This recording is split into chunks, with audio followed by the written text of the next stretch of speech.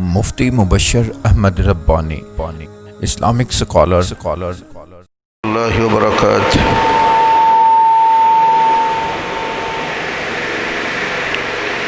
ان الحمد للہ نحمده ونستعینه ونستغفره ونعوذ باللہ من شرور انفسنا ومن سیئات اعمالنا من يهده الله فلا مضل له ومن يضلل فلا هادي له وأشهد أن لا إله إلا الله وحده لا شريك له وأشهد أن محمدًا عبده ورسوله أما بعد فأعوذ بالله السميع العليم من الشيطان الرجيم من همزه ونفخه ونفثه بسم الله الرحمن الرحيم ولا تزر وازرة وزر أخرى وإن تدع مثقلة إلى حملها لا يحمل منه شيء ولو كان ذا قربى إنما تنذر الذين يخشون ربهم بالغيب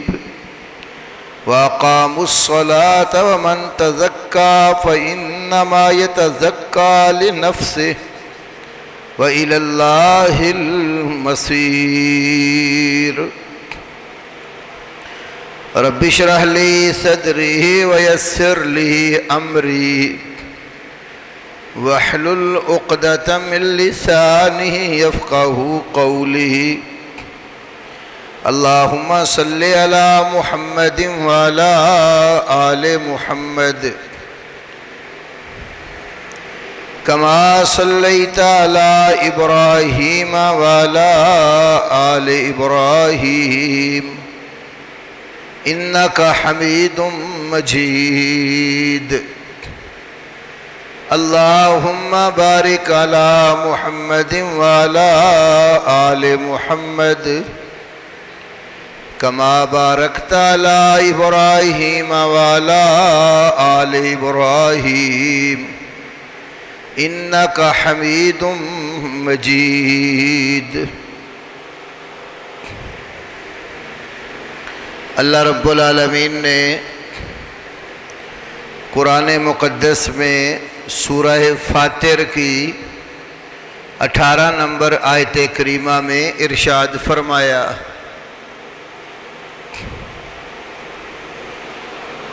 کوئی جان کسی دوسری جان کا بوجھ اٹھانے والی نہیں ہوگی۔ اگر کوئی بوجھ سے لدی ہوئی جان کسی کو اپنے بوجھ کی طرف بلائے گی تو اس کو اس کے بوجھ میں سے کچھ بھی نہیں اٹھایا جائے گا، اگرچہ وہ قرابت والا عزیز رشتہ دار کیوں نہ ہو۔ تم صرف ان لوگوں کو ڈراتے ہو جو اپنے پروردگار سے بن دیکھے ڈرتے ہیں اور نماز قائم کرتے ہیں، اور جس نے اپنے آپ کو سنوار لیا، پاک صاف کر لیا، تو وہ یہ پاکیزگی اپنی ہی جان کے لیے کرتا ہے اور اللہ کی طرف ہی لوٹ کر جانا ہے۔ یہ آیت کریمہ ایک تو ہمیں اس بات کی خبر دے رہی ہے کہ اس دنیا کے اندر جو بھی فرد آیا وہ ہمیشہ رہنے کے لیے نہیں ہے. ایک دن اس نے اپنے پروردگار کی طرف پلٹ کر چلے جانا ہے. عمر کا جتنا حصہ اللہ کے ہاں اس کا مقدر ہے اتنا اس کو ضرور ملے گا. اس سے وہ ایک گھڑی ایک لمحہ نہ آگے بڑھ سکتا ہے نہ پیچھے ہٹ سکتا ہے. اور جب وہ مقررہ وقت آ جائے گا تو اس کو پھر پیچھے نہیں ہٹایا جا سکتا. فَإِذَا جَاءَ أَجَلُ اللَّهِ لَا يُؤَخَّرُ. دوسری جگہ لا يَسْتَقْدِمُونَ سَاعَةً وَلَا يَسْتَأْخِرُونَ. تو اپنے ٹائم پر ہر کسی کو موت آنی ہے اور اسے دنیا چھوڑ کر رخصت ہو جانا ہے.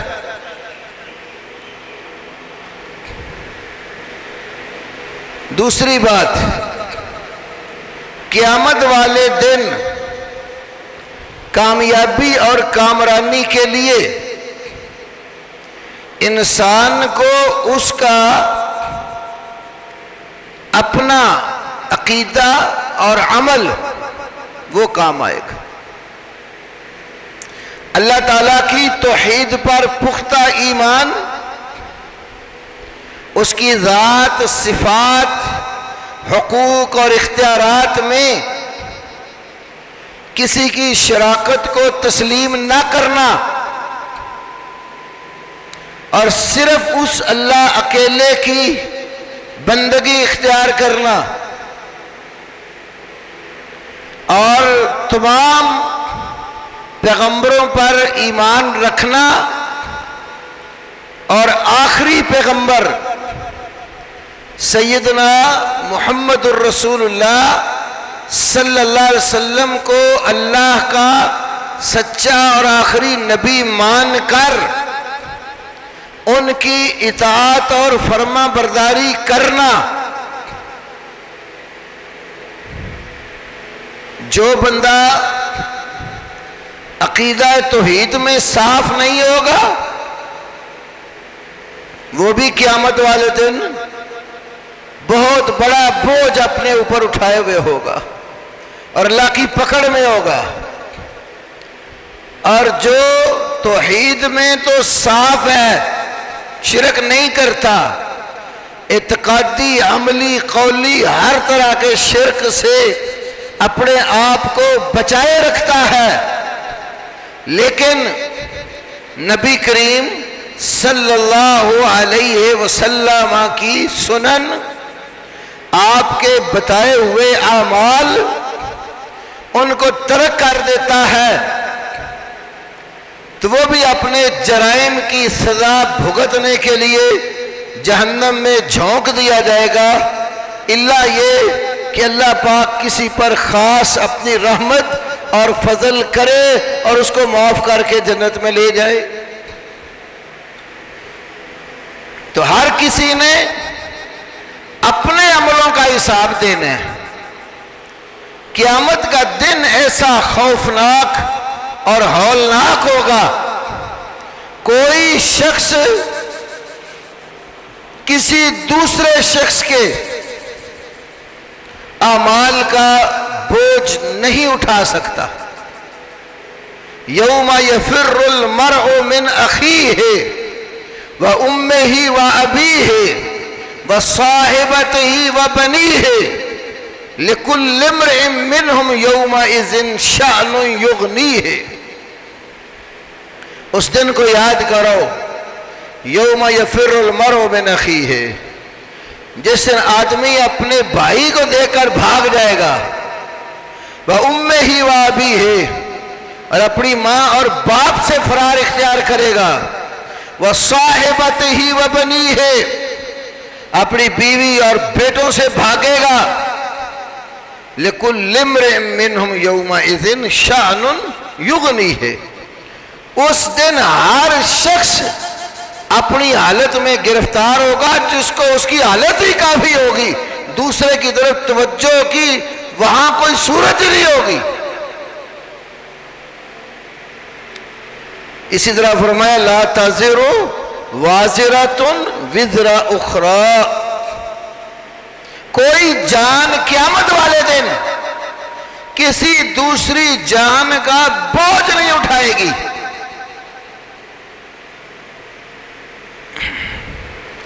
اور جو لوگ آج قوموں کے لیڈر ہیں اور اپنی قوموں کو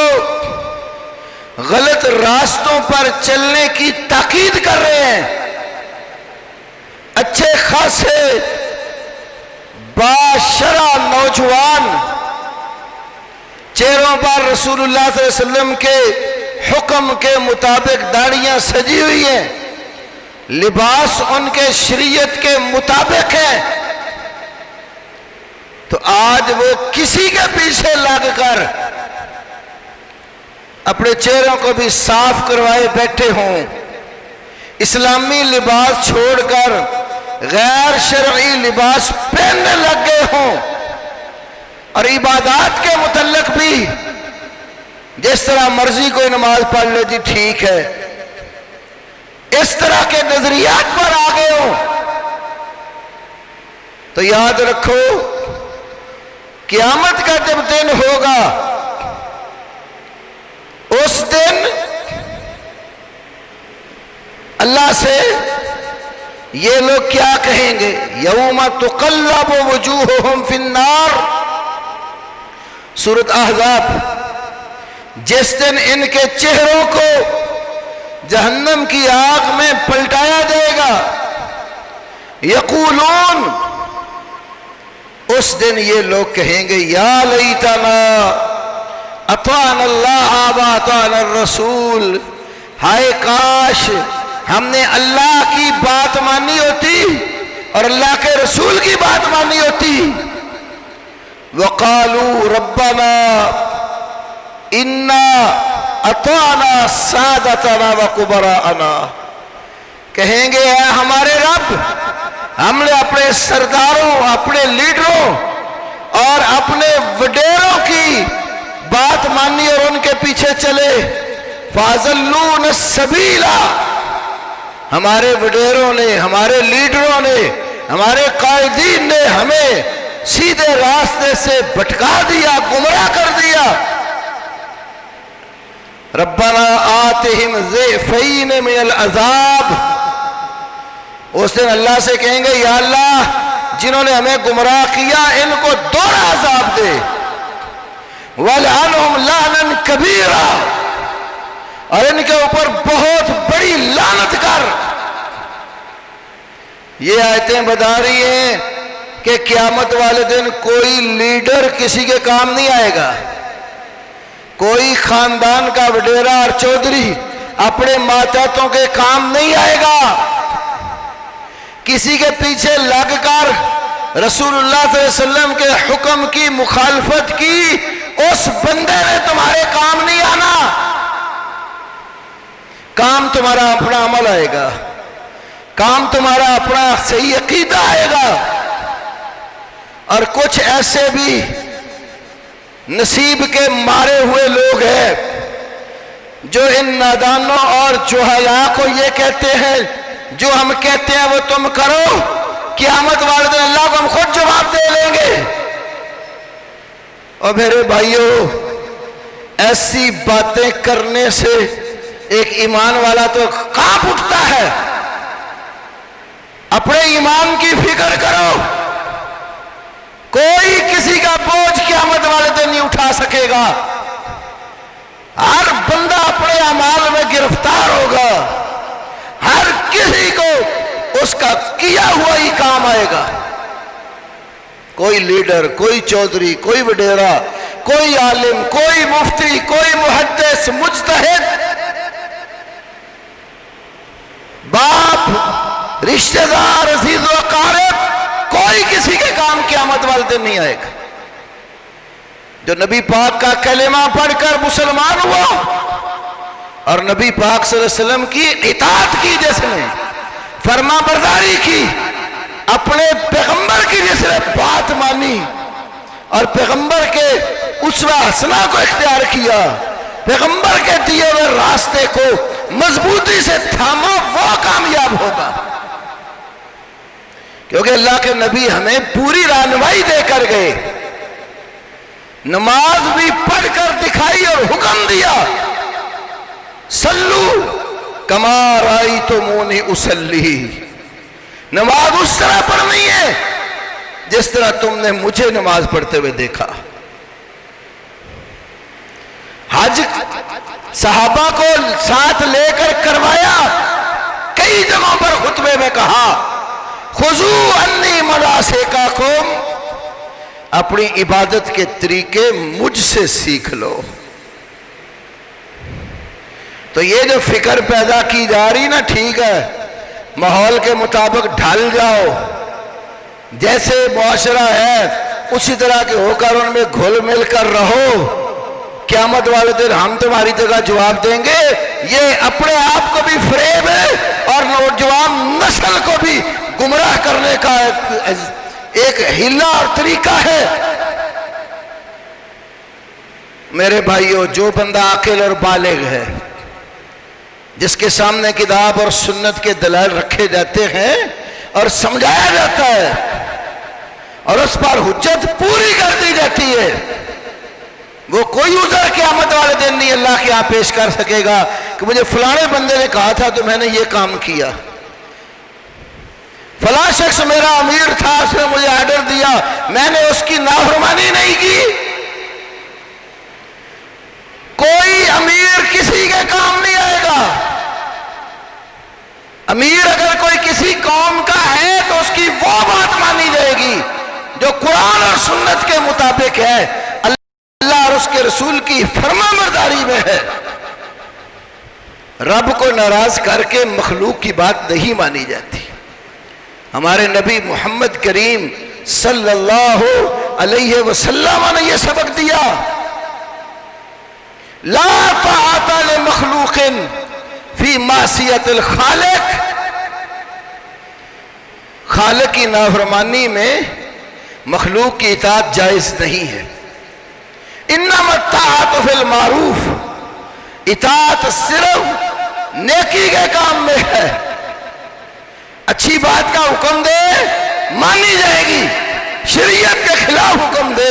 دینے والا کوئی ہو قطعاً تسلیم نہیں کی جائے گی۔ ہمارے ہاں تو جماعتوں کے امراء جن کے پاس اپنا کوئی اختیار ہی نہیں ہوتا، وہ ایسے ایسے حکم نامے جاری کر رہے جیسے وہ خلیفۃ المسلمین ہے۔ خلیفہ وقت بھی اگر آپ کو ایسا حکم دے جو نبی پاک صلی اللہ علیہ وسلم کی شرع کے خلاف ہوگا، اس کی بھی نہیں مانی جائے گی۔ صدیق اکبر رضی اللہ عنہ جو مسلمانوں کے پہلے خلیفہ تھے، مسند خلافت سنبھالتے ہی جب خطبہ دیا تھا تو اپنے خطبے میں انہوں نے ایک بات یہ بھی فرمائی تھی، لوگوں اگر میں اللہ کے اور رسول کی اطاعت کرتا رہوں تو میری اطاعت کرنا، اور اگر میں کسی راستے سے بھٹک جاؤں مجھے پکڑ کے سیدھا کر دینا۔ خود صحیح بخاری میں کتاب المغازی کے اندر حدیث ہے، عبداللہ بن حذافہ السہمی رضی اللہ عنہ کا غزوہ،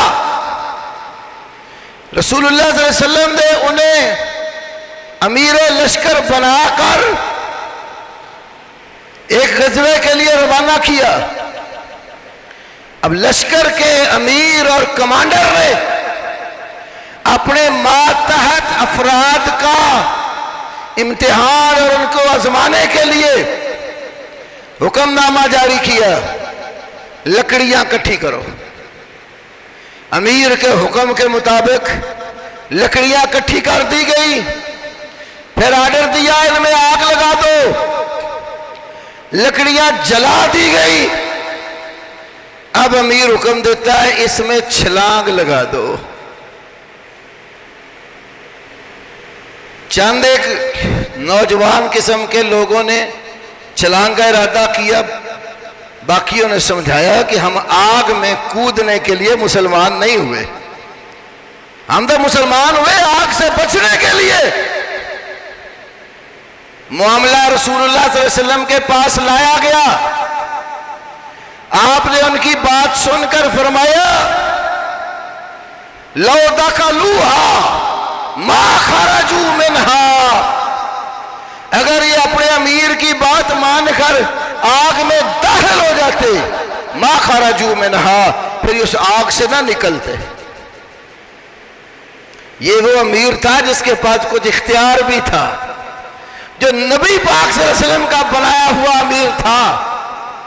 لشکر کا مجاہدین کا کمانڈر تھا، لیکن اس کی بات مان کر بھی آگ میں کودنے کی شریعت نے اجازت نہیں دی، اور بتایا اگر اس کی بات مان کر آگ میں چھلانگ لگا دیتے پھر یہ آگ کے اندر ہی رہتے، کبھی آگ سے نہ نکلتے۔ تو جس بیچارے کے پاس اختیار ہی نہ ہو، وہ خلیفہ والے بھی اختیار استعمال کرے تو اس کی ایسی بات قطعاً قبول نہیں کی جائے گی۔ قرآن میں 20 آیات ہیں جو ہمیں یہ سبق دیتی ہیں کہ کوئی جان کسی جان کے قیامت والے دن کام نہیں آنی۔ جس طرح سورۃ انفطار میں فرمایا یوم لا تملک نفس لنفس شیئا والامر یومئذ للہ، اس دن کوئی جان کسی جان کی مالک نہیں ہوگی، سارا حکم اس دن اللہ ہی کا ہوگا۔ ایسے ہی اللہ رب العالمین نے ایک اور مقام پر فرمایا، سورۃ انعام کی 31 نمبر آیت ہے قد خسر الذین کذبوا بلقاء اللہ، یقیناً وہ لوگ خسارے میں ہیں، نقصان میں ہیں جنہوں نے اللہ کی ملاقات کو جھٹلا دیا۔ حتی اذا جاءتہم الساعۃ بغتۃ، یہاں تک کہ جب ان کے پاس قیامت اچانک آئے گی، قالو، اس دن کہیں گے یا حسرتنا، ہائے افسوس، علی ما فرطنا فیہا، ان تمام کاموں پر جن میں ہم نے کوتاہیاں کی۔ وَهُمْ يَحْمِلُونَ أَوْزَارَهُمْ عَلَىٰ ظُهُورِهِمْ، اس دن اپنے بوجھ وہ اپنی پشتوں کے اوپر اٹھائے ہوئے ہوں گے۔ أَلَا سَاءَ مَا يَزِرُونَ، اللہ کہتا ہے خبردار، آگاہ ہو جاؤ، یہ جو بوجھ اپنی پشتوں پر اپنے اعمال کا اٹھائے ہوئے ہوں گے، یہ بہت برا بوجھ ہوگا۔ اسی طرح ایک اور جگہ فرمایا سورۃ طٰہٰ میں قالوا ما اخلفنا موعدک بملکنا، انہوں نے کہا کہ ہم نے اپنے اختیار سے وعدہ خلافی نہیں کی، ولیکن حملنا اوزارا من زینت القوم، لیکن ہمیں قوم کی زینت کا بوجھ ہمارے اوپر لادا گیا۔ فقذفناها، پھر اسی طرح ہم نے ان کو پھینک دیا۔ وکذالک القی السامری،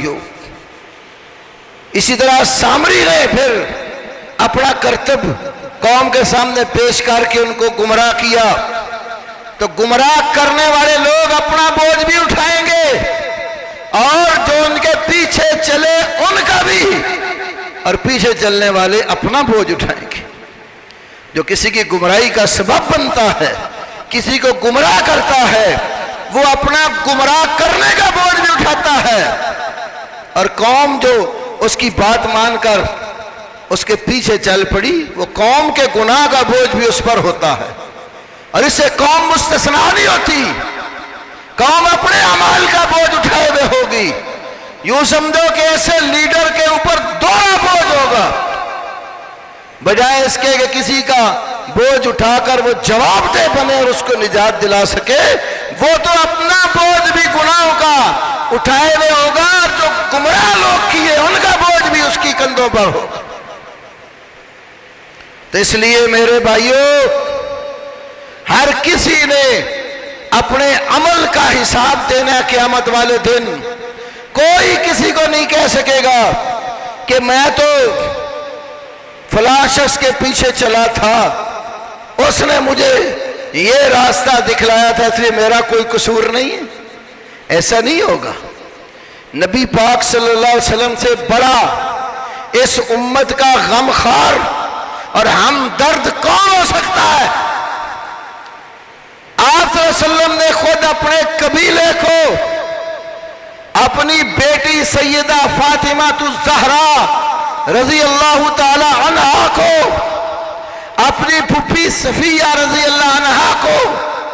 اور قبائل کو بلا بلا کے کہا